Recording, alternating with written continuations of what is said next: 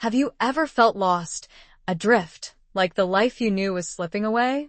Imagine finding a second chance, a new beginning, in the most unexpected of places, under the fiery glow of an Arizona sunset.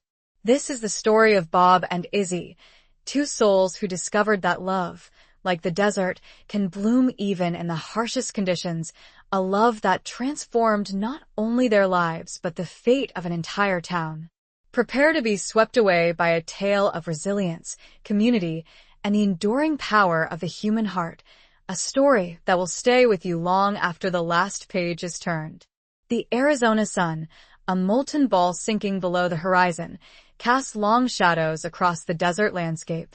Bob Miller, his hands gnarled and weathered like ancient mesquite, gently brushed the dust from a newly planted sage bush. The scent, sharp and clean, filled his lungs, a familiar comfort in this unfamiliar season of his life. 62 years, a lifetime spent shaping young minds, and now this. Retirement. A word that tasted like ash on his tongue, despite the sweet relief it should have brought. He'd envisioned days filled with fishing, maybe learning to play the guitar gathering dust in his attic. Instead, he felt adrift, a tumbleweed blown across the vast expanse of his newfound freedom. The community garden, a patch of rebellious green against the ochre and red of the desert, was his attempt to anchor himself. A foolish notion, perhaps, but the feel of the earth between his fingers, the promise of life springing forth from the barren soil, was a siren song he couldn't resist. He'd always loved the desert, its stark beauty, its resilience.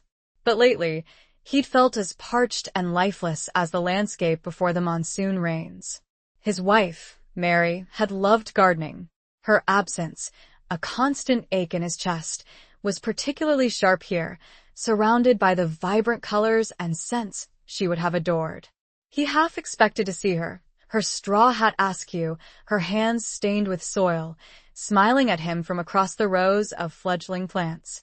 He sighed, the sound swallowed by the gathering dusk. The quiet was broken by the crunch of gravel under approaching tires. He glanced up, squinting against the lingering light.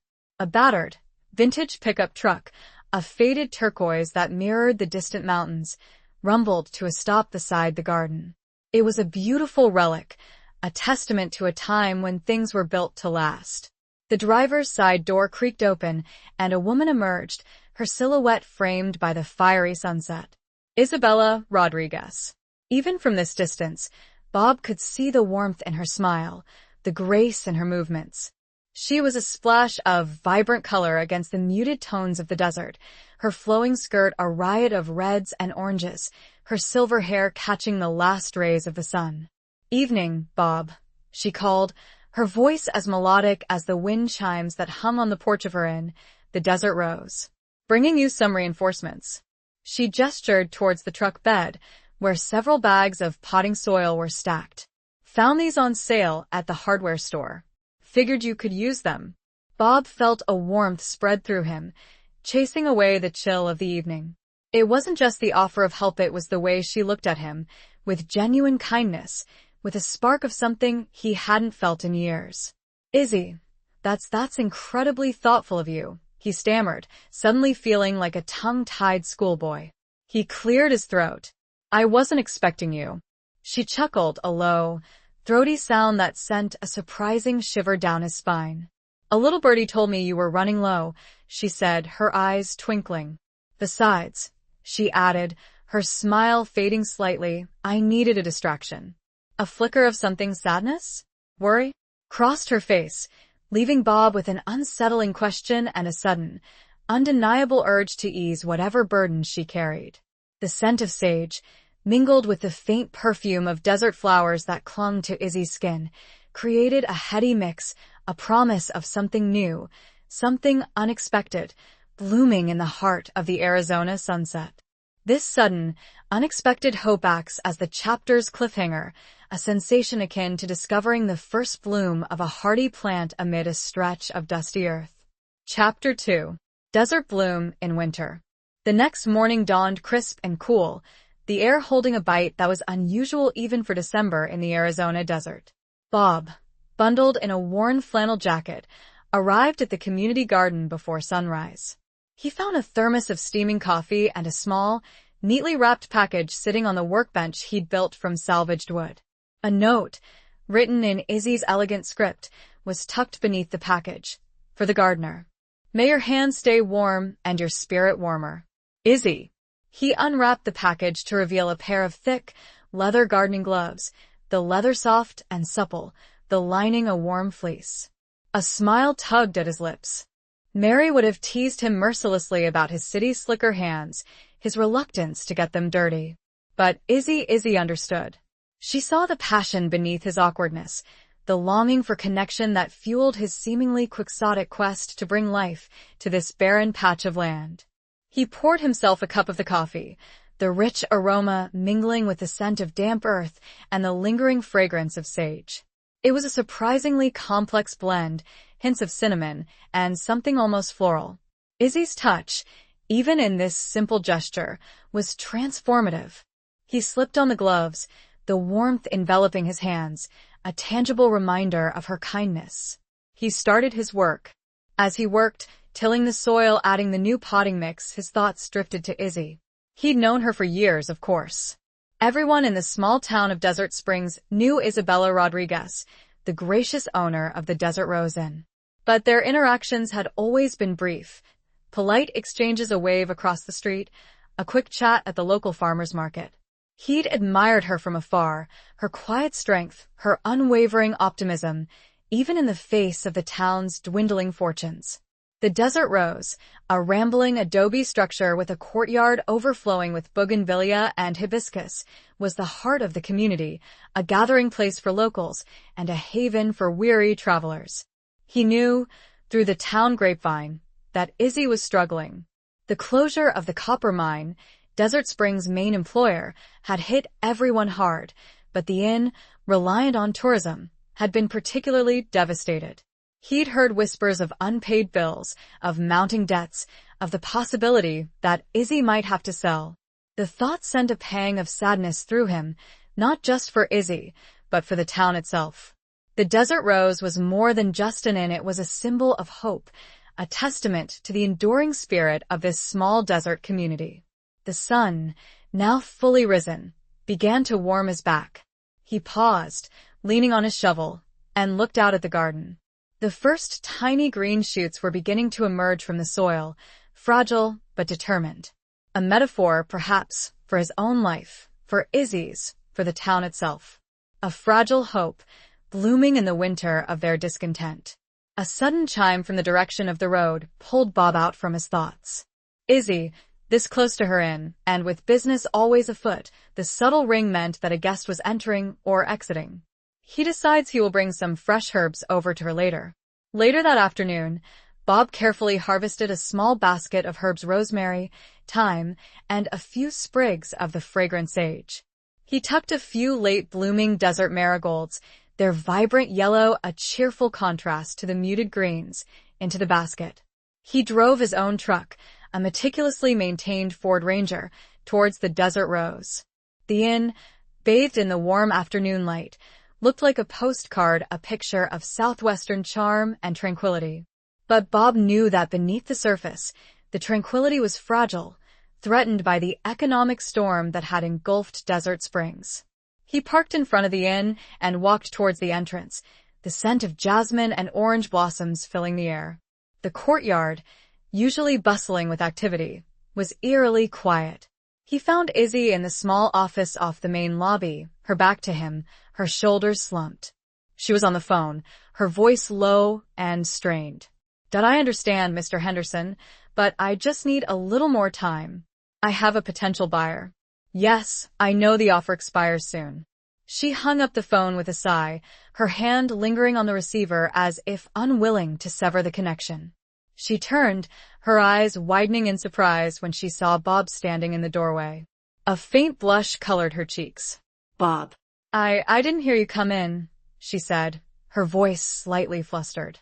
She quickly composed herself, a practiced smile masking the worry in her eyes. "What a lovely surprise. What brings you here?" He held out the basket. "Just a small thank you," he said, "for the gloves and the coffee." "And?" I thought these might brighten up the inn. Izzy's face softened as she took the basket, her fingers brushing against his. The touch, brief as it was, sent a jolt of warmth through him. She inhaled deeply, her eyes closing for a moment. "Oh, Bob, they're beautiful," she said, her voice thick with emotion. "And they smell heavenly." "Thank you." She opened her eyes, and he saw the unshed tears shimmering there.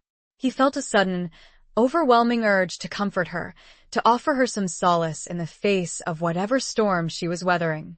"Izzy," he began, his voice hesitant, "is everything all right?" She hesitated, then gave a small, sad smile. "Just a few challenges," she said, waving her hand dismissively. "Nothing I can't handle." But Bob saw the lie in her eyes, the vulnerability she tried so hard to conceal. He remembered the ghosts of gardens past, the shared joy he and Mary had found in nurturing life, the solace it had offered during difficult times. He wondered if, perhaps, the garden could offer Izzy the same solace, the same sense of hope.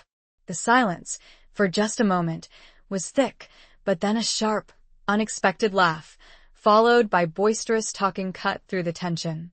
A new guest was arriving. The sound of luggage and feet scuffing through the entrance filled the quiet. Izzy gave a strained, yet genuine, smile. "Duty called." "Excuse me, Mr. Miller, duty calls," Izzy said, her smile still strained but undeniably present. The boisterous group from the lobby had moved closer, their voices echoing through the open doorway of the office. "It seems our travel vlogger has arrived." She rolled her eyes playfully, but Bob could sense the underlying anxiety. This vlogger, he knew, was a significant piece of Izzy's desperate gamble to save the desert rose. A positive review, widespread exposure, it could mean the difference between survival and foreclosure. "A vlogger?" Bob asked, trying to sound casual, despite the knot of concern tightening in his chest. "That sounds exciting." Izzy managed a weak laugh. "Exciting is one word for it," she said. "Terrifying is another." She gestured towards the approaching group. "This is Mr. and Mrs. Henderson's last chance suggestion, a social media influencer named Kai something or other. Apparently, he has quite the following." She sighed. "If he likes the desert rose, if he gives us a good review, it might attract enough attention and maybe, just maybe, a buyer who's willing to pay a fair price." The desperation in her voice was palpable. Bob felt a surge of protectiveness, a desire to shield her from the pressure, from the uncertainty. He wanted to tell her that it would all be all right, but he knew that empty platitudes wouldn't help. He cleared his throat. "Well," he said, trying to inject a note of optimism into his voice, "I'm sure he'll love it here. The desert rose is special." He meant it. The inn, with its old-world charm, its tranquil courtyard, its sense of history and tradition, was a haven, a refuge from the harsh realities of the outside world. And Izzy, with her warmth, her generosity, her unwavering spirit, was the heart and soul of the place. Izzy gave him a grateful smile. "Thank you, Bob," she said. "That means a lot." She glanced towards the lobby, where the vlogger, a young man with a carefully crafted casual look and an entourage of assistants, was holding court. "Wish me luck," she murmured, then turned and walked towards a group, her shoulders squared, her head held high. She greeted the vlogger with a bright, welcoming smile, the perfect hostess, masking the turmoil within. Bob watched her go, his heart aching for her.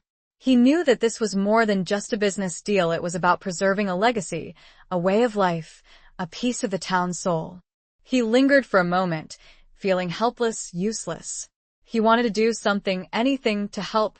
As he turned to leave, he noticed a small, framed photograph on Izzy's desk, partially hidden behind a stack of papers.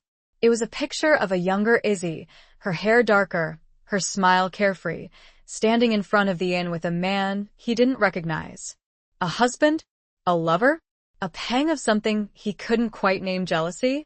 Regret? Shot through him. He quickly looked away, feeling like an intruder. He left the inn, the scent of jasmine and orange blossoms now tinged with a hint of sadness, a premonition of loss. The image of the photo haunted him, a subtle cliffhanger suggesting a deeper, untold story. The next few days were a blur of activity at the community garden. Bob, driven by a renewed sense of purpose, threw himself into his work. He expanded the garden, adding new beds, planting more herbs and vegetables. He found a certain solace in the physical labor, in the rhythmic turning of the soil, in the quiet companionship of the plants. He named his vintage turquoise pickup truck Serenity. The name, he felt, reflected not only the truck's tranquil color but also the peace he found in working the land. He often saw Izzy in passing, a fleeting wave as she drove by on her way to errands, a brief smile exchanged across the busy street. He knew she was preoccupied with the vlogger, catering to his every whim, trying to create the perfect influencer experience. He saw the strain on her face, the exhaustion in her eyes, but she never complained. She always greeted him with that same warm smile, that same spark of kindness that had first drawn him to her. He started leaving small gifts for her at the inn's front desk, a jar of homemade salsa from his tomatoes, a bouquet of wildflowers, a small, smooth stone he'd found on one of his desert walks, a tangible reminder of the earth's enduring beauty. He never stayed to see her reaction, preferring to remain an anonymous benefactor, a silent guardian angel. He justified it as a way to support her, to offer a small measure of comfort during this stressful time. But he knew, deep down, that there was more to it than that. He was drawn to her strength, her resilience, her unwavering spirit. He was falling for her, slowly, subtly, like the gradual unfolding of a desert flower. One afternoon, as he was loading bags of compost into Serenity, he heard a familiar voice call his name. He turned to see Izzy walking towards him, her face etched with worry. "Bob," she said, her voice breathless. "I need your help." Her usual composure had cracked, revealing the raw fear beneath. "What is it, Izzy? What's wrong?" he asked, his heart pounding with a sudden, sharp apprehension. She hesitated, then took a deep breath. "It's the water," she said. "The town's well, it's running dry." The words hung in the air, heavy with unspoken implications. The drought, a constant threat in this arid landscape, had finally reached a critical point.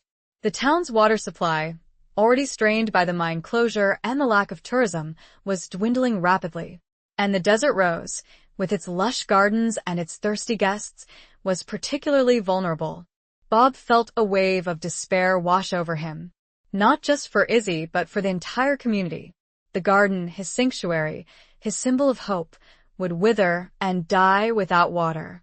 And the town, already struggling, might not survive. He looked at Izzy, her eyes filled with a mixture of fear and determination. He knew he couldn't stand idly by. He had to do something. "Tell me everything," he said, his voice firm, resolute. He gripped the handle of his truck, Serenity, a silent promise of action in the face of adversity, preparing for a challenge that would test their resilience, acting as the narrative's next escalating step. Izzy explained the situation as they sat in the cab of Serenity, the late afternoon sun casting long shadows across the dashboard. The town council had called an emergency meeting, rationing was being implemented, and there was talk of bringing in water from other sources, a costly and potentially unsustainable solution. "The worst part," Izzy said, her voice trembling, "is that the vlogger Kai, he's threatening to leave. He says he can't stay in a place with no water, that it's unacceptable for his brand." Bob snorted. "His brand?" he said, his voice laced with sarcasm. "What about the people who live here? What about the community?" Izzy sighed. "I know, Bob, I know. But he's my last hope. If he leaves, if he gives us a bad review, I don't know what I'll do." The despair in her voice was palpable. Bob reached out and took her hand, his touch surprisingly gentle. Her hand was cold, her fingers trembling. He squeezed it reassuringly. "We'll figure something out, Izzy," he said. "We always do." He remembered the stories Mary used to tell him about her childhood, about growing up during the Dust Bowl, about the resilience of the human spirit in the face of adversity. Those stories, echoes of laughter in the sand, had always resonated with him. He looked at Izzy, her face pale but determined. He saw that same resilience in her, that same unwavering spirit. He knew they couldn't give up. They had to fight for the inn, for the garden, for the town. He squeezed her hand again. "Let's go to that town meeting," he said. "Let's see what we can do." The town meeting was held in the old schoolhouse, the air thick with tension and the scent of stale coffee. The room was packed, every seat filled, people standing along the walls. The town council members, their faces grim, sat at a long table on the stage. Mayor Thompson, a portly man with a perpetually worried expression, called the meeting to order. He outlined the severity of the situation, the dwindling water supply, the potential consequences. He spoke of rationing, of conservation, of the need for everyone to do their part. But his words were met with angry shouts and frustrated murmurs. People were scared, they were desperate, they were looking for solutions, not platitudes. A man in the back of the room, a rancher named Hank, stood up and shouted, "What about the mine, Mayor? They used to have their own well. Can't we tap into that?" Mayor Thompson shook his head. "The mine is closed, Hank. The well is capped. It's not that simple." Another voice, a woman this time, cried out, "We need help. Mayor, we need water." The room erupted in a cacophony of voices, a chorus of fear and frustration. Bob, standing beside Izzy near the back of the room, felt a surge of anger. He knew that the mayor, despite his good intentions, was out of his depth.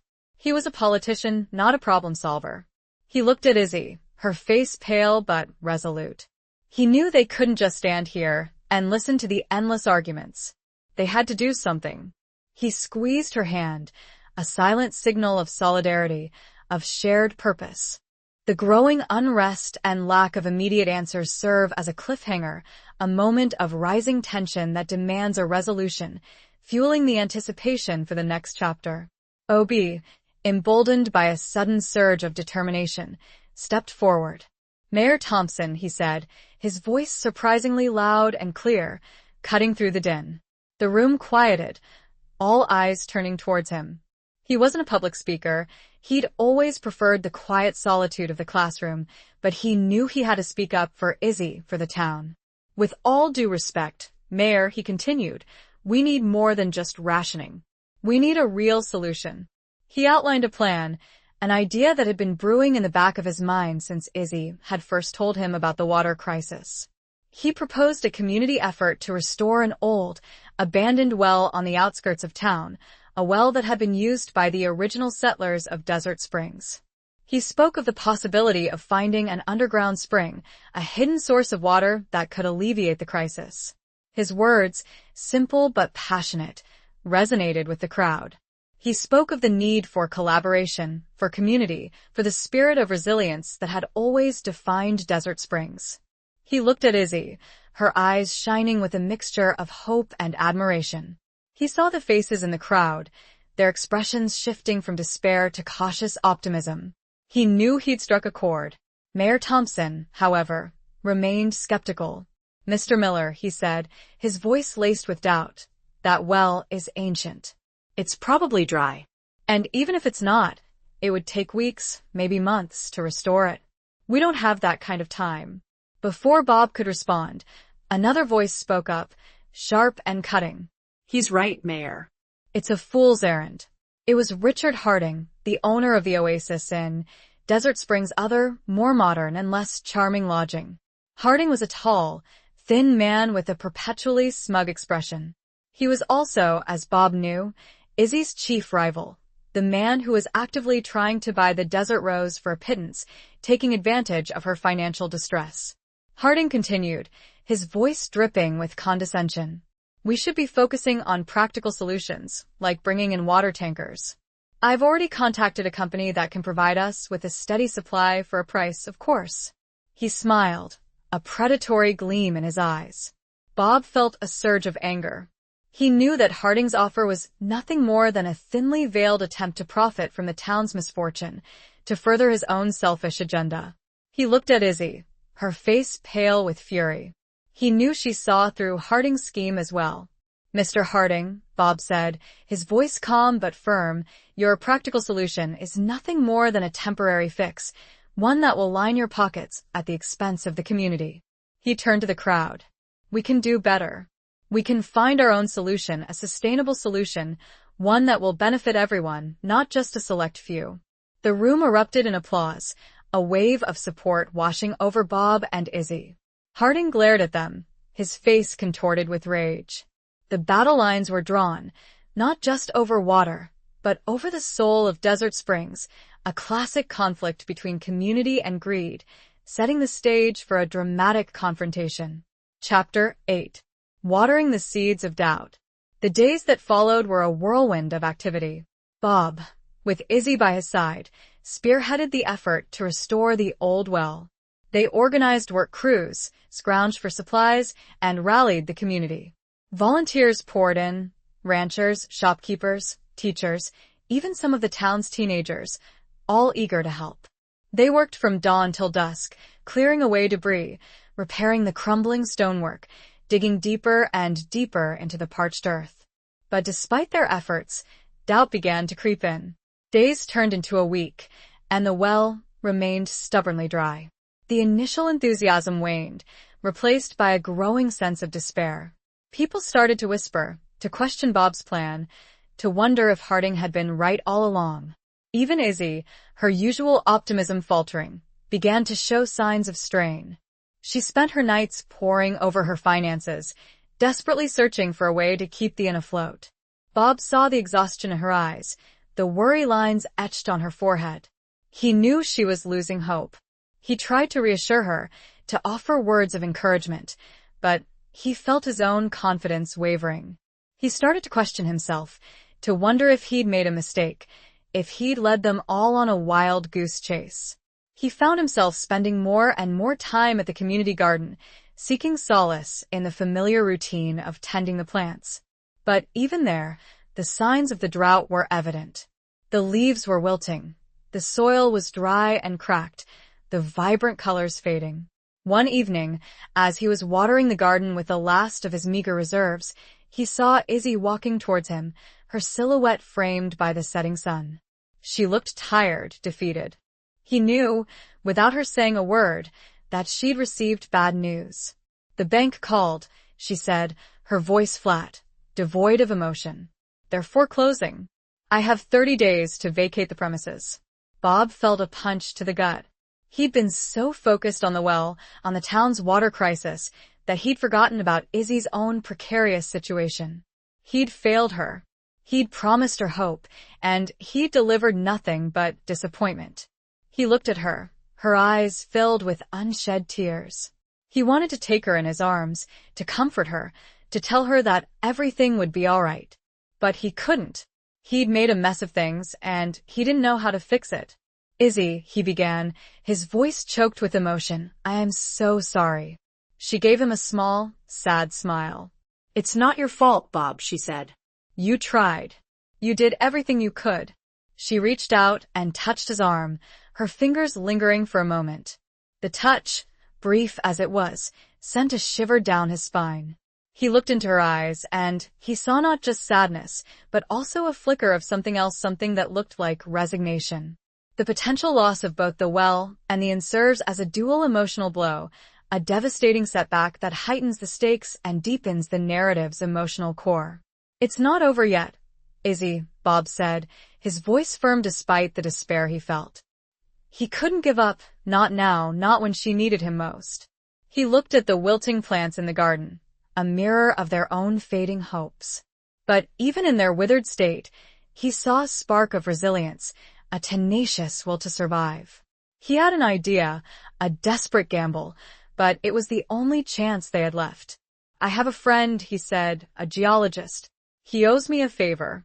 I'm going to call him, see if he can come out here, take a look at the well, at the surrounding area. Maybe he can find something we've missed." Izzy looked at him, her eyes filled with a mixture of skepticism and hope. "Do you really think he can help?" she asked. Bob shrugged. "I don't know," he admitted, "but it's worth a try. We have nothing to lose." He pulled out his phone, his fingers trembling slightly as he dialed the number. He spoke to his friend, explaining the situation, pleading for his help. His friend, a gruff but kind-hearted man named George, agreed to come out the next day. Bob hung up the phone, feeling a flicker of hope rekindle within him. He turned to Izzy. He's coming, he said. Tomorrow morning. Izzy managed a weak smile. Thank you, Bob, she said. For everything. She looked out at the garden, at the setting sun painting the sky in hues of orange and purple. The desert, despite its harshness, was breathtakingly beautiful. My grandmother used to say, she said, her voice soft, that the desert always keeps its promises. Sometimes they're just delayed. Bob looked at her, at the way the setting sun illuminated her face, highlighting the silver strands in her hair, the lines of worry around her eyes. He saw not just beauty, but also strength, resilience, a spirit that refused to be broken. He felt a surge of emotion, a mixture of admiration, affection, and something deeper, something he hadn't dared to acknowledge before. He reached out and took her hand, his fingers intertwining with hers. Her hand was warm, her skin soft. He squeezed it gently. We'll make it through this, Izzy, he said, his voice filled with a conviction he didn't quite feel, but desperately wanted to believe. Together. She looked at him, her eyes searching his. He saw a flicker of hope in their depths, a reflection of his own tentative optimism. She squeezed his hand back, a silent acknowledgement of their shared bond, their unspoken promise to face whatever challenges lay ahead, together. The moment, filled with a quiet intimacy and a shared vulnerability, marked a turning point in their relationship, a subtle shift from friendship to something more profound. The uncertainty of the geologist's visit, coupled with the deepening connection between Bob and Izzy, provides a compelling blend of suspense and romance, perfectly setting the stage for the next chapter. The next morning, Bob and Izzy waited anxiously at the old well, the air thick with anticipation and the lingering scent of dust. George, Bob's geologist friend, arrived in a battered jeep, his face weathered and tanned, his eyes sharp and intelligent. He greeted them with a curt nod and immediately got to work, examining the well, the surrounding rock formations, the lay of the land. He used a variety of instruments, taking measurements, collecting samples, muttering to himself in a language that was half science, half mysticism. While George worked, Bob and Izzy tried to distract themselves, making small talk, avoiding the elephant in the room, the looming foreclosure, the dwindling water supply, the uncertain future. But the tension was palpable, their every glance, every gesture, betraying their anxiety. To make matters worse, Kai, the travel vlogger, had chosen that morning to stage a dramatic farewell video at the Desert Rose. Bob and Izzy could hear his amplified voice from across the town square, lamenting the lack of basic amenities and the unfortunate circumstances that had forced him to cut his stay short. His words were like salt in a wound, a constant reminder of their failures. Izzy, despite her best efforts to remain composed, was visibly shaken. Bob felt a surge of anger towards the vlogger, towards his self-absorbed entitlement, his complete disregard for the community's struggles. He wanted to march over there and give him a piece of his mind, but he knew it wouldn't do any good. He put his arm around Izzy, offering a silent gesture of comfort and support. She leaned into him, her body trembling slightly. He could feel the tension radiating from her, the weight of her worries pressing down on her. He wished he could take it all away, could magically solve all her problems, but he knew he couldn't.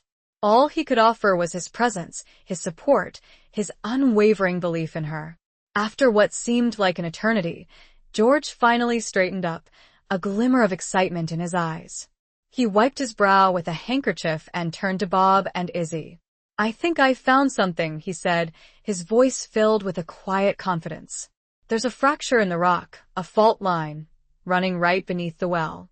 It's likely channeling water from an underground aquifer, a hidden reservoir. We need to drill deeper, much deeper, but I'm fairly certain we'll hit water. A wave of relief washed over Bob and Izzy. They looked at each other, their eyes shining with a mixture of disbelief and elation. Hope, seemingly extinguished, had been rekindled. But the news, while promising, was not a guaranteed solution. The drilling would take time, money, and resources, all of which were in short supply. And Kai, the vlogger, was still broadcasting. His voice echoes as a negative force, a cliffhanger to further complicate the precarious triumph. George's pronouncement sparked a renewed surge of activity.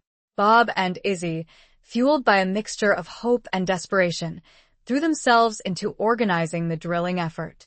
They secured a loan from a sympathetic banker in a neighboring town, risky gamble that put Bob's own meager savings on the line. They hired a drilling crew, a team of rough and ready men who were willing to work for a reduced rate, payable only if they hit water. But as the drilling commenced, a new obstacle emerged, one they hadn't anticipated.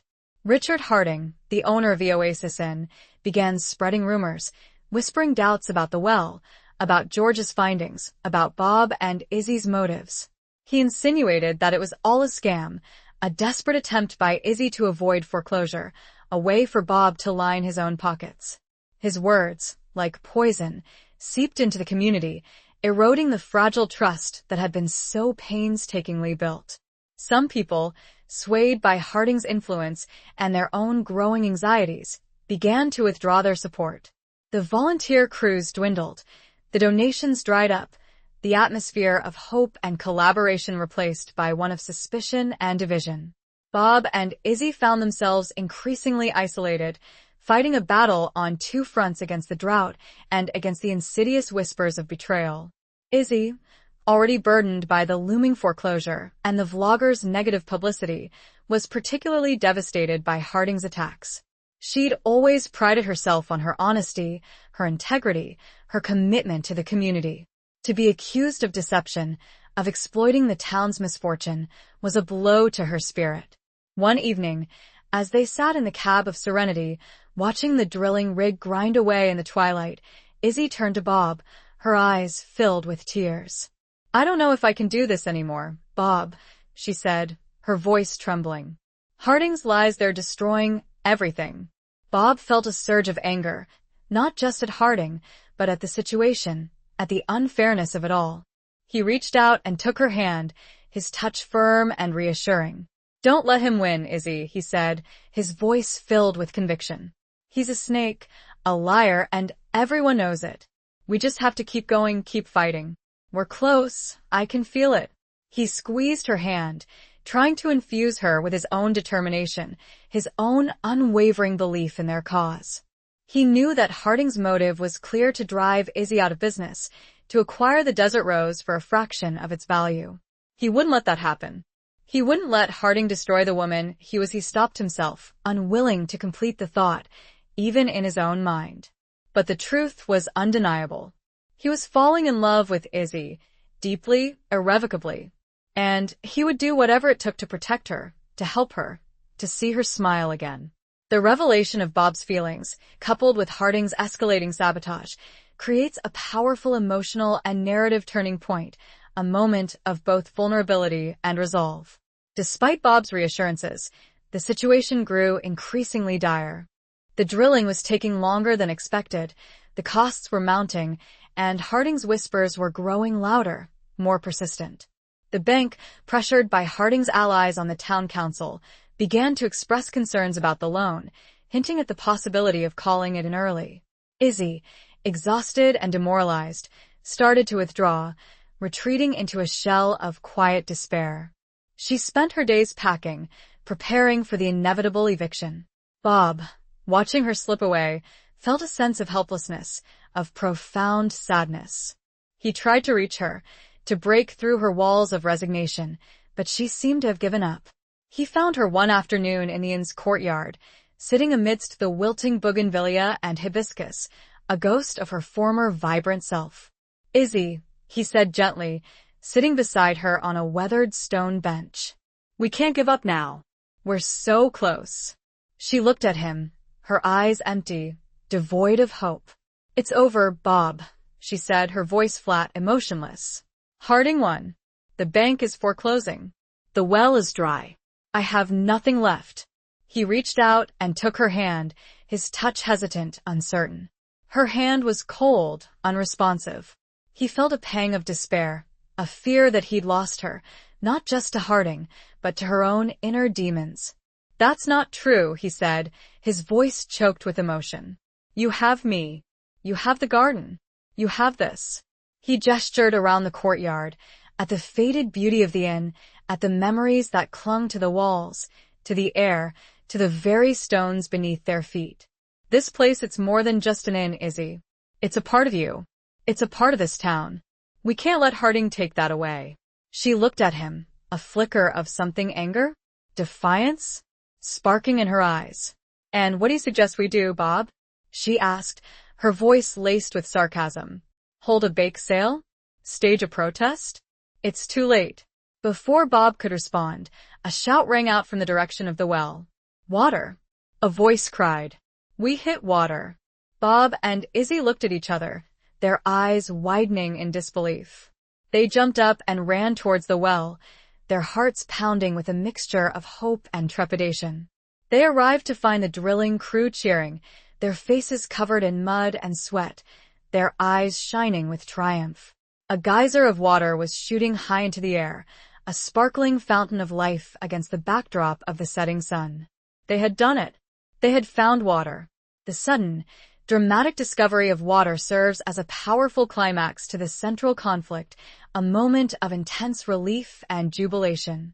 However, Izzy's broken spirit and the looming foreclosure still cast a shadow over the victory, setting the stage for the next phase of the narrative. 6.8s continue as instructed. Chapter 13. Rain Dance for Redemption. The news of the water discovery spread through Desert Springs like wildfire, igniting a spark of hope in the hearts of the weary residents. People flocked to the well, cheering, laughing, embracing, their faces lit by the setting sun and the sheer joy of survival. Even some of those who had doubted Bob and Izzy, swayed by Harding's whispers, now offered their apologies, their faces flushed with shame. But for Izzy, the victory felt bittersweet. While the town had found water, she was still facing the loss of her beloved desert rose. The bank, unmoved by the discovery, remained firm in its decision to foreclose. Harding, his plans thwarted, was furious, but he still held the upper hand. He had the money, the power, and the legal right to take the inn. Bob, watching Izzy's quiet despair amidst the town's celebration, felt a surge of anger, of determination. He couldn't let Harding win. He wouldn't let him destroy Izzy's dream. He had an idea, a long shot, but it was the only chance they had left. He slipped away from the celebration, unnoticed, and drove Serenity back to the inn. He found Kai, the travel vlogger, packing his bags, preparing to leave. Kai, initially dismissive, looked at Bob with a mixture of curiosity and disdain. Bob took a deep breath and began to speak, laying out a proposition and describing the renewed water and what it could mean for the town and his own influence. He explained the situation, the town's struggle, Izzy's plight, Harding's treachery. He appealed to Kai's sense of fairness, of justice, of the power of social media to do good. He painted a picture of the Desert Rose, not just as an inn, but as a symbol of hope, of resilience, of community. He spoke of the garden, of the well, of the spirit of the people who had refused to give up. He asked Kai to use his platform, his influence, to help them, to tell their story to the world. Kai listened in silence, his expression unreadable. Bob, finished with his plea, waited, his heart pounding, his fate and Izzy's hanging in the balance. Finally, Kai spoke, his voice surprisingly thoughtful. He said, I came here looking for a story, for content, for something that would boost my ratings. I thought I'd found it in the dying town narrative, the lack of amenities angle. He paused, a flicker of shame crossing his face. But you're right. There's a bigger story here, a better story. A story about community, about resilience, about fighting for what you believe in. He smiled, a genuine smile, for the first time since he'd arrived in Desert Springs. I'll do it, he said. I'll help you. Bob felt a wave of relief wash over him, so intense it almost brought him to his knees. He'd done it. He'd found an unlikely ally, a champion in the most unexpected of places. The vlogger's change of heart, driven by Bob's impassioned plea, represents a significant turning point, a shift from external conflict to internal transformation, offering a glimmer of hope in the face of overwhelming odds. Kai's video, a powerful and moving portrayal of Desert Springs' struggle and triumph, went viral, attracting attention from around the world. Donations poured in, offers of help flooded Izzy's inbox, and a renewed sense of hope surged through the community. The bank, facing a public relations nightmare and a sudden influx of support for Izzy, agreed to renegotiate the loan, offering her a more manageable payment plan. Harding, exposed and disgraced, retreated, his plans to acquire the desert rose thwarted. But for Izzy, the most significant impact of Kai's video was something far more personal. Among the hundreds of messages she received, one stood out, a letter from a woman in California named Sarah. Sarah had seen the video and recognized the desert rose. She was the daughter of the man in the photograph Bob had seen on Izzy's desk, the man standing beside a younger Izzy in front of the inn. The man, Sarah explained, was Izzy's former husband, David, who had passed away several years earlier. He had always spoken fondly of the desert rose, of his time in Arizona, of his love for Izzy. He had kept a box of letters, unsent, unread, filled with his regrets, his apologies, his enduring affection. Sarah, wanting to honor her father's memory, had decided to send the letters to Izzy. Izzy, overwhelmed with emotion, shared the letters with Bob. They sat together in the courtyard, under the shade of a blooming bougainvillea, reading David's words, words of love, of loss, of forgiveness.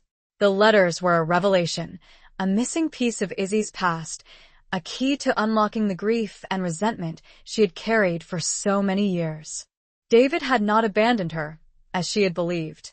He had been forced to leave, by circumstances beyond his control, by a family obligation, by a sense of duty that had torn him apart. He had loved her deeply until the very end. As Izzy read the letters, tears streamed down her face, tears of sadness, of regret, but also of relief, of understanding, of forgiveness. Bob sat beside her, his arm around her, offering silent comfort, a steady presence in the midst of her emotional storm. He felt a pang of jealousy, of sadness for the love that Izzy had lost, but he also felt a sense of gratitude, of admiration for the strength of her spirit, for her capacity to forgive, to heal, to move forward. He knew that the letters had changed her, had freed her from the ghosts of her past, had opened her heart to the possibility of a new future. The discovery of the letters and the resolution of Izzy's past trauma serve as a powerful emotional catharsis, a clearing of the emotional decks that allows for the blossoming of a new relationship. It allows a pivot from the loss element into newfound romance. With the water flowing, the unsaved, and Izzy's past resolved, a sense of peace settled over Desert Springs. The community, reinvigorated by their shared victory, began to rebuild, to plan for the future. The garden, now flourishing with the abundant water, became a symbol of their resilience, a gathering place for neighbors, a source of fresh produce for the town. But Richard Harding, though defeated, was not yet finished. He still owned the Oasis Inn, and he still harbored a grudge against Bob and Izzy. He saw their growing closeness, their shared joy, as a personal affront. He couldn't stand to see them happy, successful, while he was left with nothing but the bitter taste of defeat. He devised one last gambit, a desperate attempt to sabotage their happiness, to reclaim his lost pride. He spread rumors, whispers of a scandal, insinuating that Bob and Izzy's relationship was inappropriate, that Bob had taken advantage of Izzy's vulnerability, that he had manipulated her for his own gain. His words, though baseless, found fertile ground among a few disgruntled residents, those who still harbored resentment towards Bob and Izzy for their success, for their leadership in the water crisis. The whispers, like a creeping poison, began to taint the atmosphere of celebration, to cast a shadow over Bob and Izzy's newfound happiness. Bob, aware of the rumors, felt a surge of anger, of frustration. He wanted to confront Harding, to expose his lies, but he knew it would only make things worse. It would give Harding the attention he craved, the opportunity to further his campaign of slander. He tried to ignore the whispers, to focus on Izzy, on the garden, on the positive changes that had swept through Desert Springs. But he could see the hurt in Izzy's eyes, the way she flinched at the veiled insults, the subtle snubs. He knew that Harding's lies were taking a toll, eroding her confidence, her joy, her spirit. One evening, as they were working together in the garden, harvesting the first ripe tomatoes, Izzy turned to Bob, her face etched with worry. "They're saying terrible things, Bob," she said, her voice trembling. "About us. About you." Bob reached out and took her hand, his touch gentle but firm. "Don't listen to them, Izzy," he said. "They're just jealous, bitter because we won. Because we stood up to them." He looked into her eyes, his gaze steady, unwavering. "You know the truth. I know the truth. That's all that matters." She looked at him, her eyes searching his. He saw a flicker of doubt, of uncertainty. He knew he had to do something to put an end to Harding's lies, once and for all. But he was running out of ideas. The resurgence of conflict, driven by Harding's jealousy and the community's lingering doubts, creates a new wave of tension, threatening the fragile peace and challenging the budding romance between Bob and Izzy. Bob decided to take a different approach. Instead of confronting Harding directly, he chose to address the community, to appeal to their sense of reason, of fairness, of decency. He organized a town meeting, not in the old schoolhouse, with its atmosphere of conflict and division, but in the community garden, a symbol of their shared victory, of their resilience, of their hope for the future. The night of the meeting, a full harvest moon hung in the sky, casting a soft, silvery glow over the garden. The air was filled with the scent of ripe tomatoes, of blooming herbs, of damp earth. People gathered, their faces a mixture of curiosity, apprehension, and a lingering sense of unease.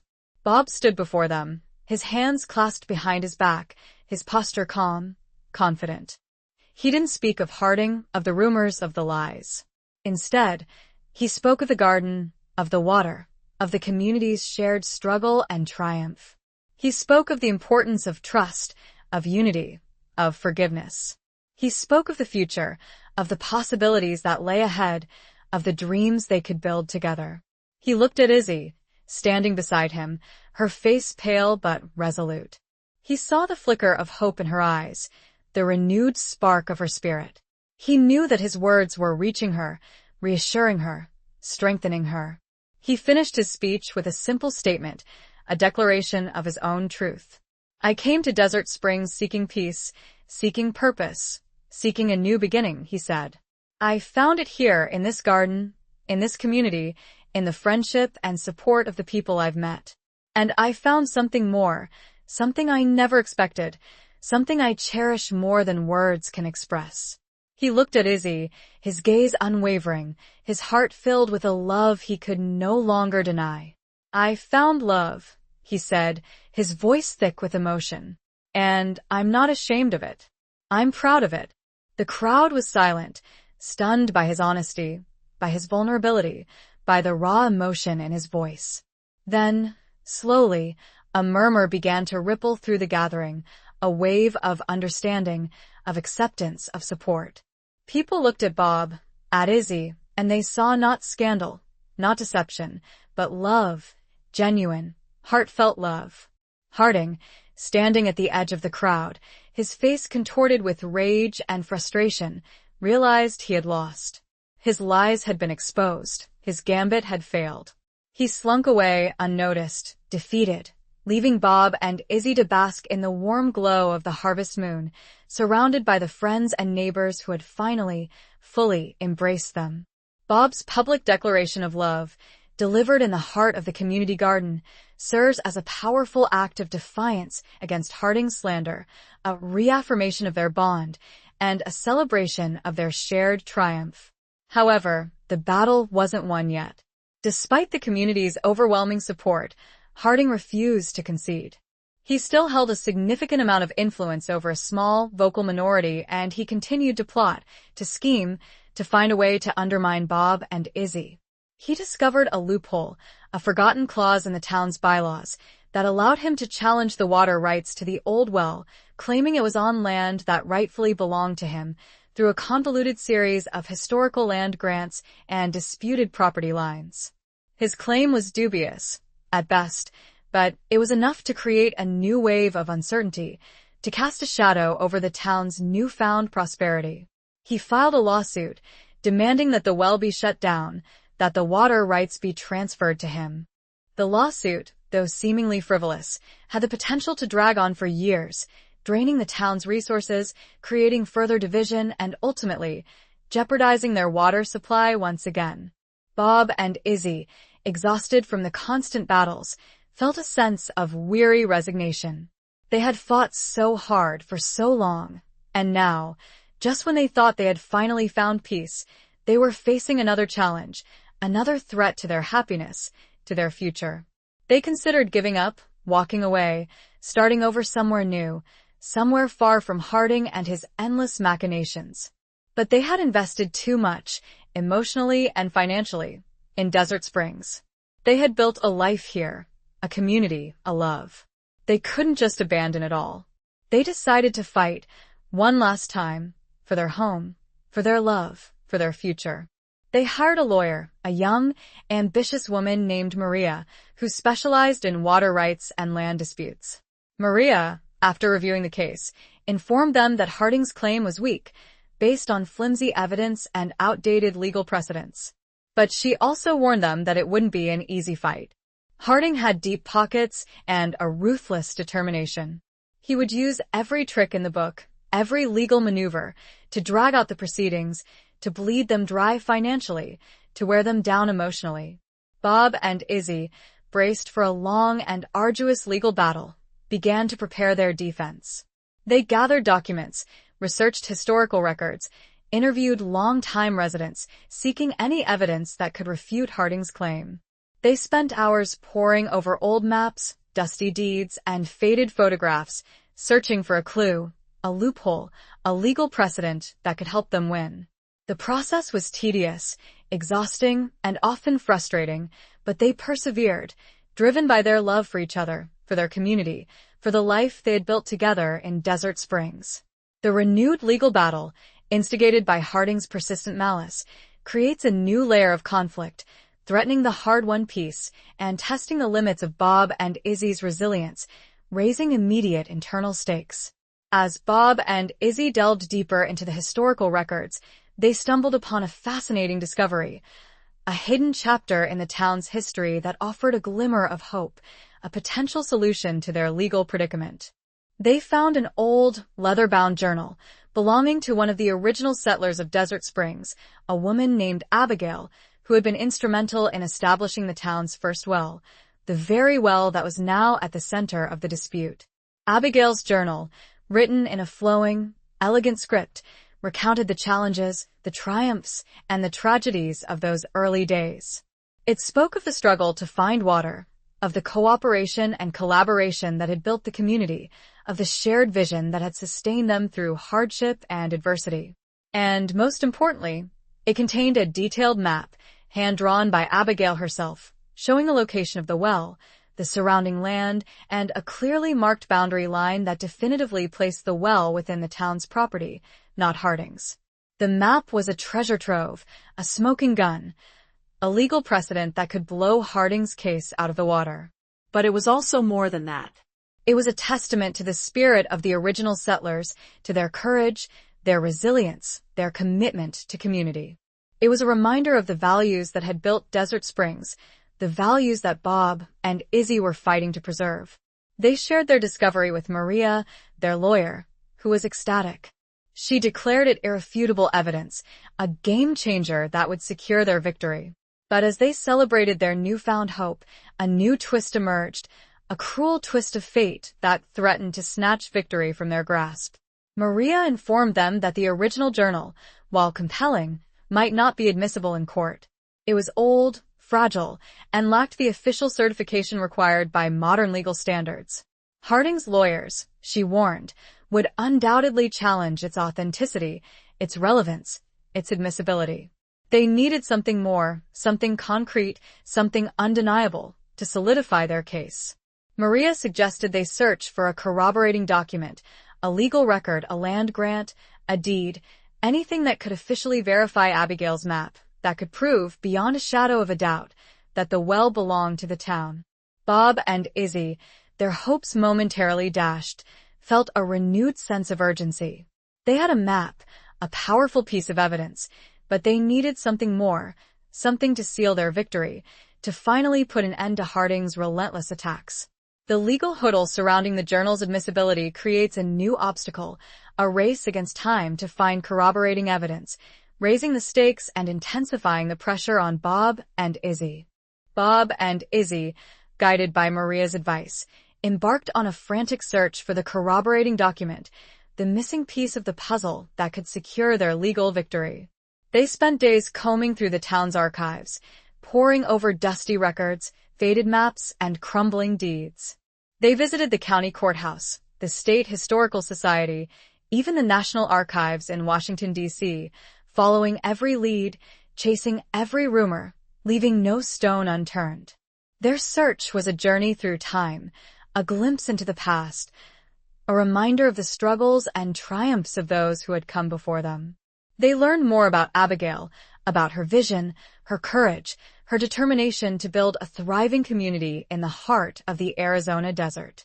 They discovered stories of other pioneers, of their hardships, their sacrifices, their unwavering belief in the promise of a new life. They felt a growing connection to these early settlers, a sense of shared purpose, a shared destiny. They were not just fighting for their own rights, for their own future, they were fighting for the legacy of those who had built Desert Springs, for the values they had cherished, for the community they had created. Their search, however, proved fruitless. They found tantalizing hints, suggestive clues, but nothing concrete, nothing definitive, nothing that could unequivocally prove the well's ownership. Time was running out. The court date was fast approaching, and Harding's lawyers were growing increasingly confident, sensing victory. Bob and Izzy, exhausted and demoralized, began to lose hope. One evening, as they sat in the quiet of the Desert Rose's courtyard, surrounded by the blooming flowers that Izzy had so lovingly tended, Bob noticed something he hadn't seen before. A small, almost imperceptible crack in one of the old adobe walls, a crack that had been hidden by a climbing vine. He carefully pulled back the vine, revealing a small, wooden box embedded in the wall, sealed with wax. His heart pounding with anticipation, he gently pried open the box. Inside, nestled among layers of faded silk, was a rolled-up parchment, tied with a ribbon. He carefully unfurled the parchment, his hands trembling. It was a land grant, dated back to the original founding of Desert Springs, clearly stating the boundaries of the town's property, including the well, and signed by the territorial governor. It was the corroborating document they had been searching for, the missing piece of the puzzle, the irrefutable proof of their ownership. They had found it, not in some dusty archive, not in some distant courthouse, but right here, in the heart of the Desert Rose, hidden in the very walls of the inn Izzy was fighting to save. The discovery of the land grant, hidden within the walls of the Desert Rose, represents a dramatic turning point, a moment of triumph born from perseverance and a connection to the past. The find symbolizes how a new life often needs the bedrock of older things. Armed with the newly discovered land grant, Bob and Izzy, accompanied by Maria, marched into the courtroom, their faces filled with a quiet confidence. Harding and his lawyers, smug and arrogant, were visibly taken aback by their newfound resolve. They had expected them to be defeated, demoralized, ready to concede. They had underestimated their resilience, their determination, their unwavering belief in their cause. The courtroom was packed, every seat filled, the air thick with anticipation. The judge, a stern-faced woman with a reputation for fairness and impartiality, called the proceedings to order. Harding's lawyers presented their case, a convoluted argument based on historical land grants, disputed property lines, and questionable interpretations of the law. They attempted to discredit Abigail's journal, calling it a forgery, a fabrication, a desperate attempt by Izzy to cling to her failing inn. They sneered at Bob, portraying him as a manipulative outsider, a con man who had taken advantage of a vulnerable woman. Maria, calm and composed, systematically dismantled their arguments, exposing their lies, their distortions, their lack of evidence. She presented Abigail's journal, not as the sole basis of their claim, but as a compelling piece of historical context, a window into the past, a testament to the spirit of the town's founders. She then unveiled the land grant, the original document, the irrefutable proof of the town's ownership of the well. The courtroom was silent, stunned by the revelation. Harding's lawyers, caught completely off guard, sputtered and stammered, trying to challenge the document's authenticity, its validity, its relevance. But it was too late. The land grant was clear, concise, and undeniable. The judge, after a brief deliberation, ruled in favor of Bob and Izzy, dismissing Harding's lawsuit with prejudice. A cheer erupted in the courtroom, a wave of relief and jubilation washing over the assembled residents of Desert Springs. Bob and Izzy embraced, tears streaming down their faces, their hearts filled with a mixture of joy, gratitude, and profound relief. They had won. They had saved the well, the town, and their future together. Harding, his face contorted with rage and humiliation, stormed out of the courtroom, his dreams of revenge shattered, his reputation in ruins. The courtroom victory, secured by the discovery of the land grant, represents the ultimate triumph over adversity, a validation of Bob and Izzy's perseverance, and a resounding defeat for Harding's malice, solidifying community support. With the legal battle won, Bob and Izzy could finally focus on their future, on building a life together, on nurturing the community they had fought so hard to save. The desert rose, revitalized by the renewed water supply and the positive publicity from Kai's video, was once again thriving, a beacon of hope and hospitality in the heart of the Arizona desert. The community garden, now a lush oasis of green, was producing an abundance of fresh fruits and vegetables, providing sustenance and a sense of shared purpose for the town's residents. Bob and Izzy, their bond strengthened by the trials they had overcome, found a deeper, more profound love for each other. They spent their days working side by side, tending the garden, welcoming guests to the inn, sharing quiet moments of intimacy and companionship. They had found a rhythm, a harmony, a sense of belonging that neither of them had ever experienced before. One evening, as they were walking hand in hand through the desert, under a canopy of stars, Bob stopped and turned to Izzy. He reached into his pocket and pulled out a small, velvet box. He opened it, revealing a simple, elegant ring, a silver band adorned with a single, turquoise stone, the color of the Arizona sky. "Izzy," he said, his voice choked with emotion, "I love you. Will you marry me?" Izzy's eyes filled with tears, tears of joy, of gratitude, of overwhelming love. She nodded, unable to speak, her heart overflowing with happiness. Bob slipped the ring onto her finger, a perfect fit, a symbol of their enduring bond, their shared future. They embraced, their bodies close, their hearts beating as one, under the watchful gaze of a giant saguaro cactus, a silent witness to their love, to their journey, to their new beginning.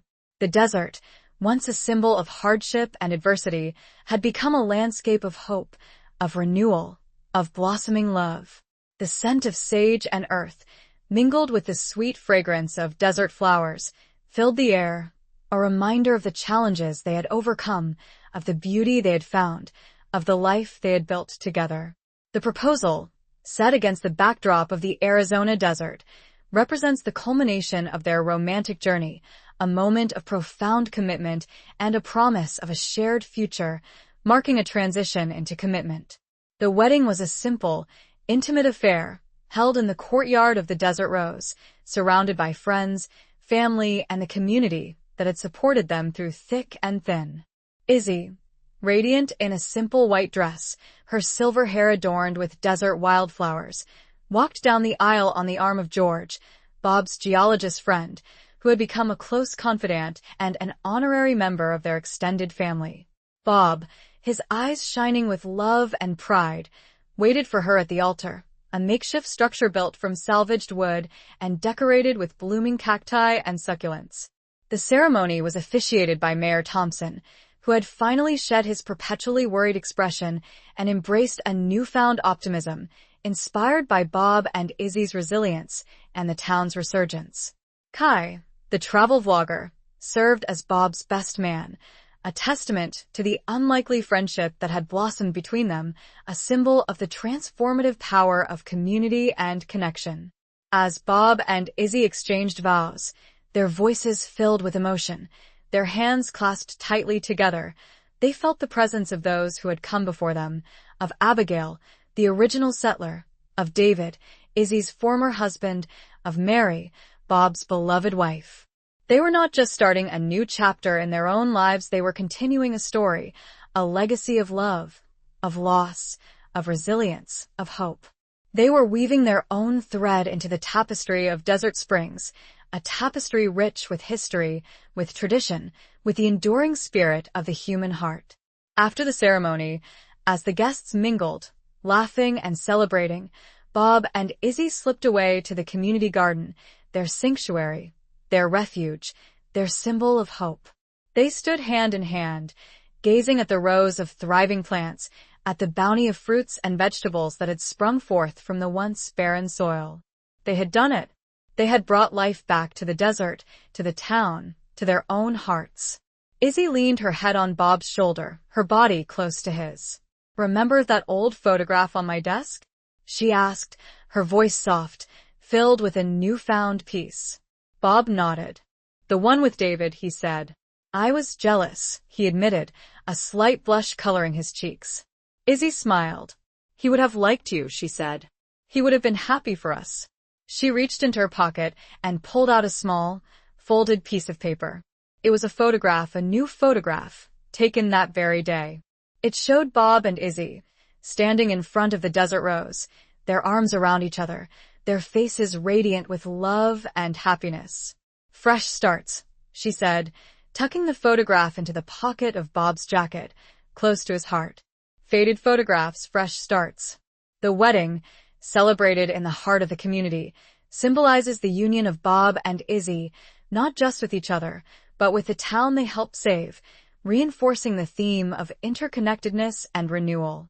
Life settled into a comfortable rhythm for Bob and Izzy. They ran the desert rose together, welcoming guests from around the world, sharing stories, creating a haven of warmth and hospitality in the heart of the Arizona desert. They tended the community garden, nurturing the plants, harvesting the fruits and vegetables, sharing the bounty with their neighbors.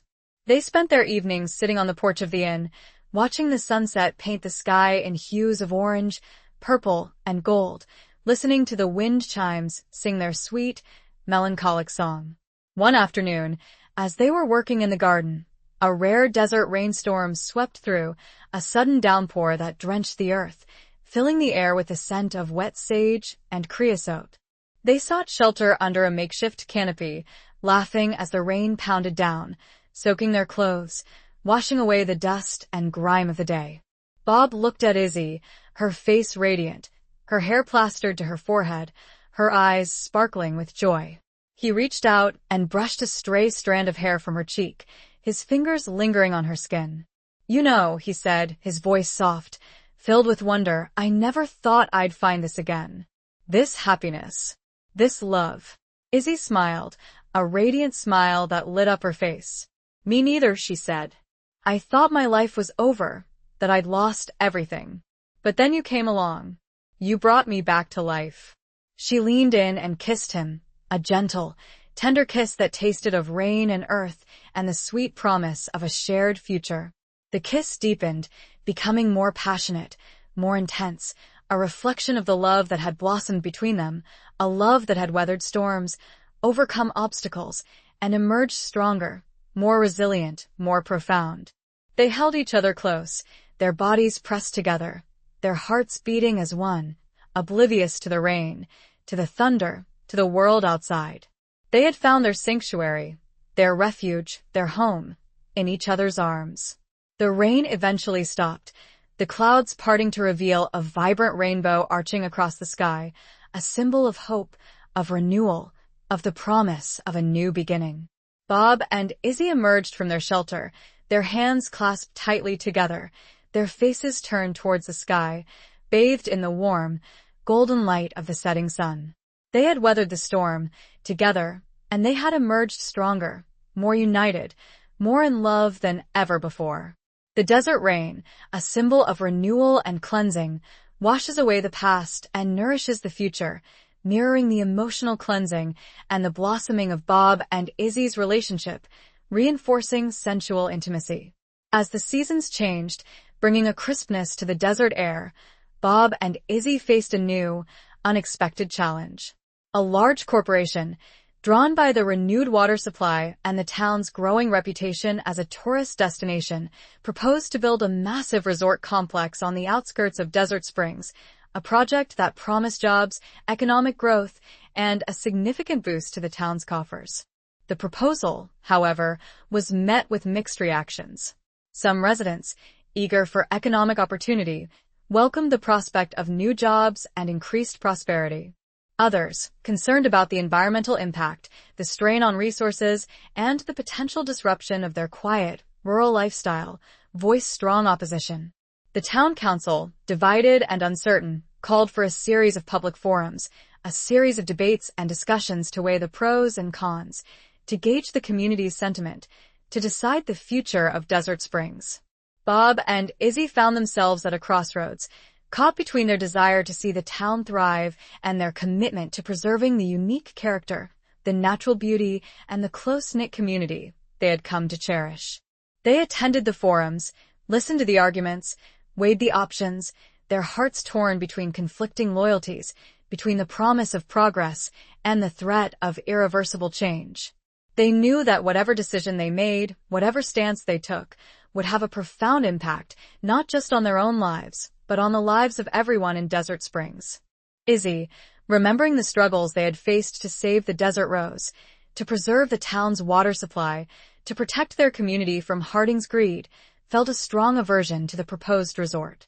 She feared it would destroy the very essence of Desert Springs, transforming it into a commercialized, homogenized tourist trap, erasing its history, its traditions, its soul.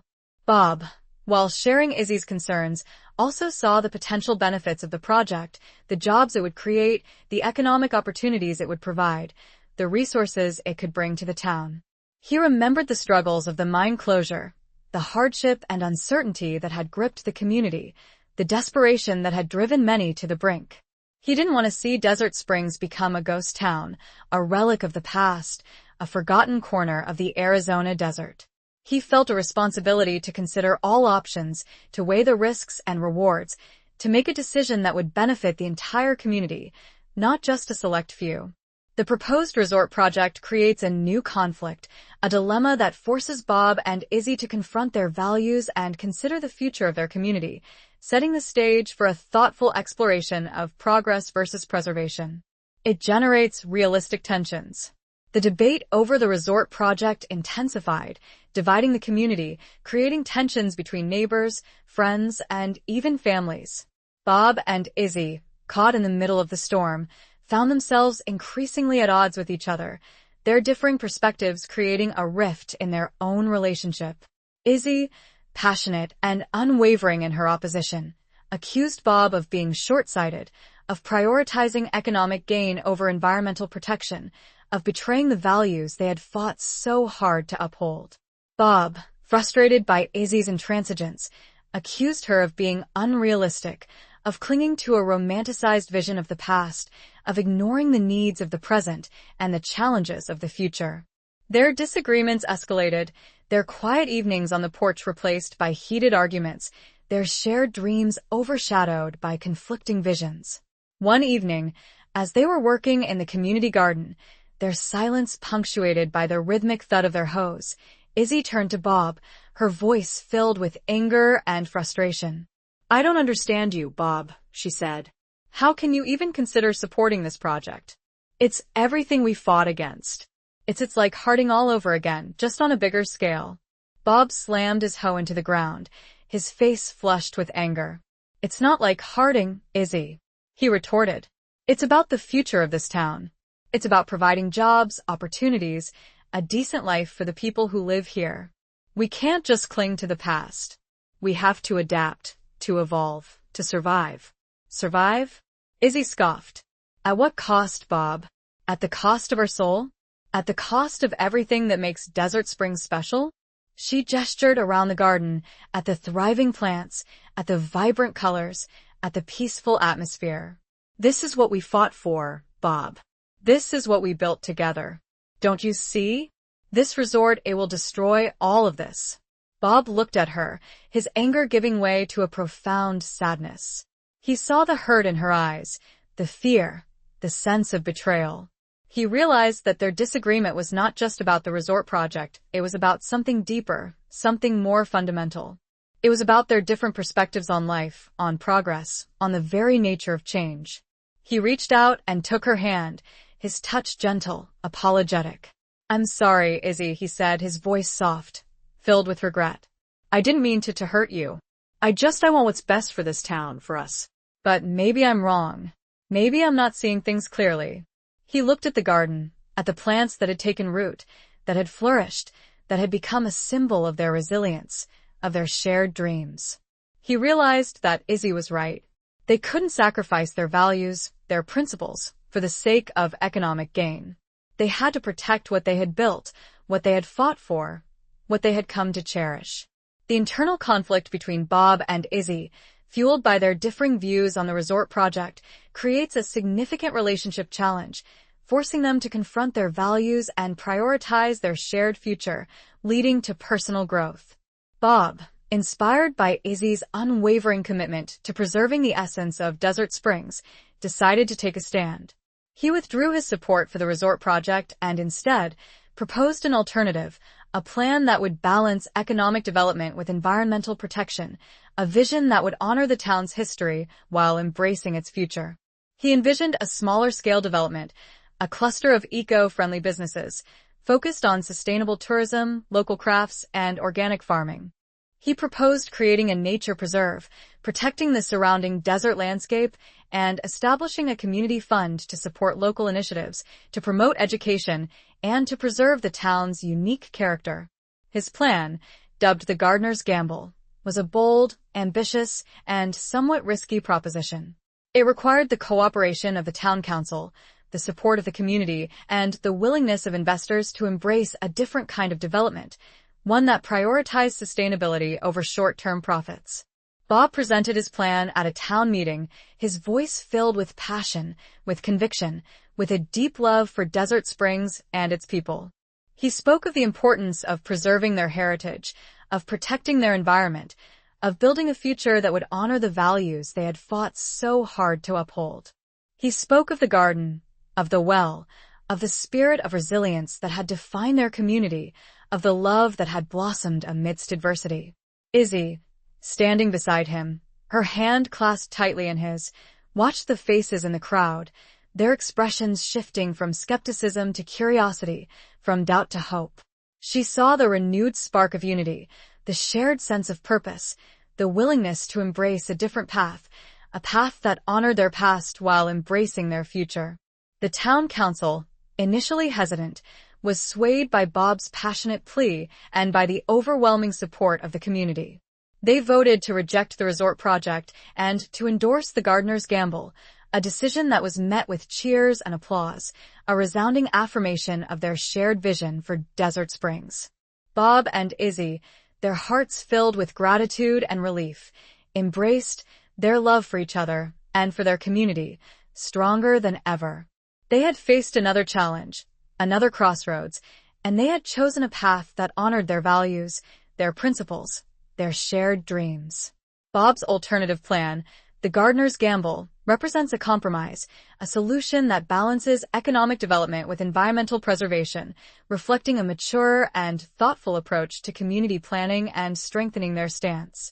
With the resort project defeated and the Gardener's Gamble embraced by the community, Bob and Izzy turned their attention to implementing their vision, to transforming Desert Springs into a model of sustainable development, a haven of natural beauty and thriving local businesses. They worked tirelessly, collaborating with architects, planners, investors, and community members to create a plan that would respect the environment, preserve the town's character, and provide economic opportunities for its residents. They secured funding from a group of socially responsible investors, individuals who shared their commitment to sustainability and community-based development. They established a nature preserve, protecting the surrounding desert landscape, creating hiking trails, and promoting ecotourism. They supported local artisans, farmers, and entrepreneurs, helping them to establish businesses that showcase the unique talents and resources of Desert Springs. The Desert Rose, once again the heart of the community, became a hub for these new initiatives, hosting workshops, farmers markets, and cultural events. The community garden, expanded and flourishing, provided fresh produce for the town's residents and served as a symbol of their shared commitment to sustainability. Bob and Izzy, their lives intertwined with the fabric of Desert Springs, found a deeper sense of purpose, a more profound sense of fulfillment in their work. They had not just built a life together, they had built a community, a sanctuary, a place where people could live in harmony with nature, with each other, with their own values. One evening, as they were sitting on the porch of the Desert Rose, watching the sunset paint the sandstone cliffs in hues of orange and gold, Izzy turned to Bob, her eyes filled with a quiet contentment. "You know," she said, "I used to think this place was cursed, that it was destined to fade away, to become another forgotten desert town." Bob smiled, his hand reaching out to take hers. "And now?" he asked. Izzy squeezed his hand, her touch warm, reassuring. "Now," she said, "I think it's blessed. We've created something special here, Bob." Something enduring." He nodded, his heart filled with a profound sense of gratitude, of peace, of love. He looked out at the landscape, at the rolling hills, at the towering saguaros, at the vibrant colors of the desert sunset. He thought of Abigail, the original settler, of her vision, her courage, her determination to build a community in this harsh, unforgiving land. He thought of David, of Mary, of all those who had come before them, who had shaped the destiny of Desert Springs. He felt a deep connection to this place, to its history, to its people, to its future. He had found a sanctuary, his home, his love, in the heart of the Arizona desert. The successful implementation of the Gardener's Gamble transforms Desert Springs into a thriving, sustainable community, fulfilling Bob and Izzy's vision and solidifying their legacy, showcasing matured views. Years passed, and Desert Springs flourished under the guidance of Bob, Izzy, and the dedicated community members who had embraced the Gardener's Gamble. The town became a model of sustainable development, attracting visitors from around the world, drawn by its natural beauty, its thriving local businesses, and its unique blend of history, culture, and environmental consciousness. The Desert Rose, expanded and renovated, remained the heart of the community, a gathering place for locals and tourists alike, a symbol of hospitality, resilience, and the enduring power of human connection.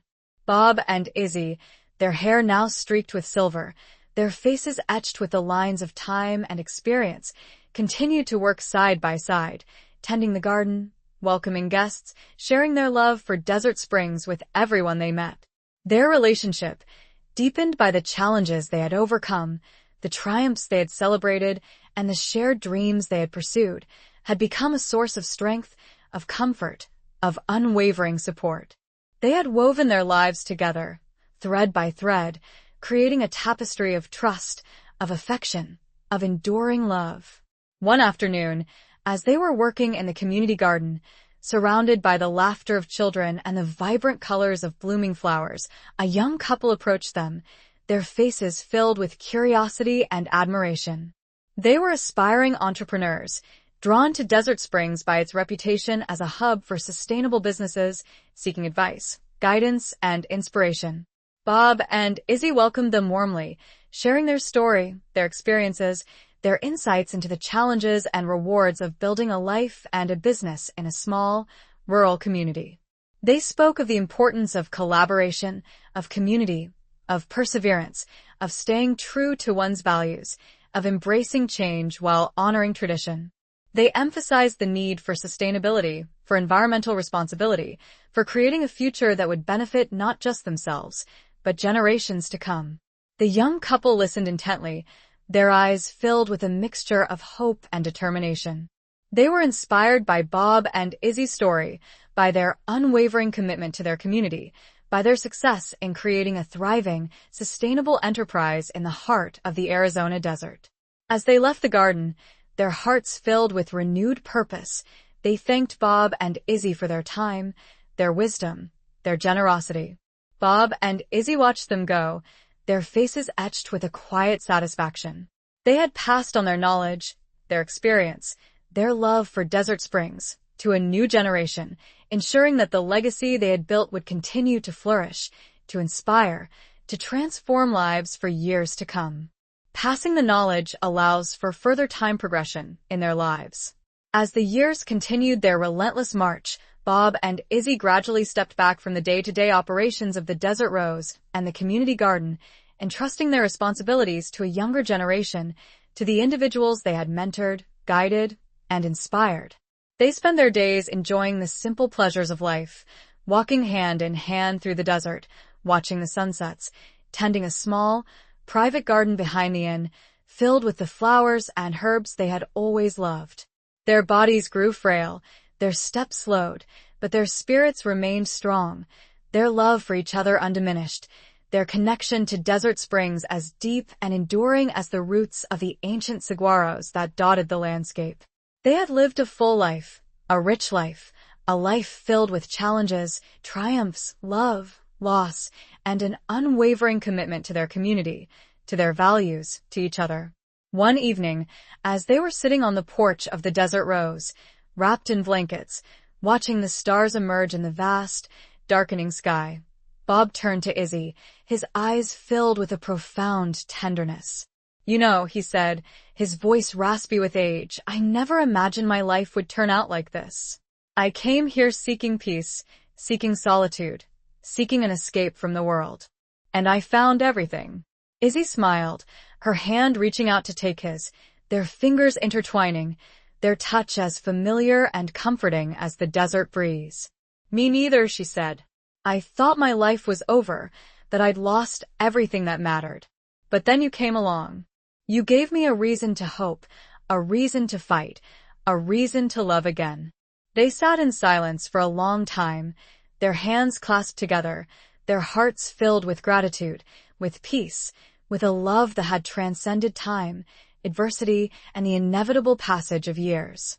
They had lived a life worthy of admiration, a life filled with purpose, with meaning, with a deep and abiding connection to the land, to the community, to each other. As the night deepened, the stars grew brighter, their light illuminating the desert landscape, casting a soft, silvery glow over the Desert Rose, over the community garden, over the town they had helped to build, to save, to transform. Bob closed his eyes, his breathing becoming shallow, his grip on Izzy's hand loosening. He felt a sense of profound peace, of acceptance, of completion. He had lived a good life, a full life, a life filled with love. He had found his Arizona sunset, his new beginning, his enduring love. Izzy, sensing the change, leaned closer, her tears falling silently onto his hand.